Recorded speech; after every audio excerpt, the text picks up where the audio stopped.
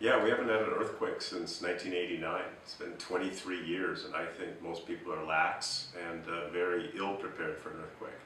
It's one of the reasons that I own a motorcycle, because I know when it happens, you're not going to be able to get around in a car, and not be able to get out of the city or around easily. Oh, it's another reason I'm getting out of real estate, because you can't insure against it. Buying earthquake insurance is, one, not worth it, and when it does happen, it's such a disaster, no one can usually cash in on it. So I'm getting out of real estate, not only for the economic crash, but the physical crash. Rolling. Rolling? I mean, you're going to be editing this, right? Yeah. Like cutting out this big thing.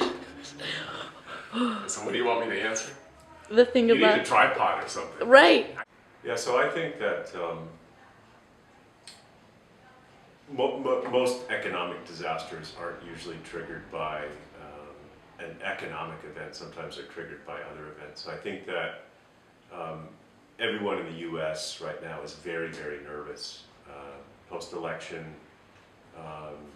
fiscal cliff, you name it. So I think it's going to be a non-economic event that really triggers the next economic collapse. And I do think what we saw in 2008 was minor compared to what's right in front of us.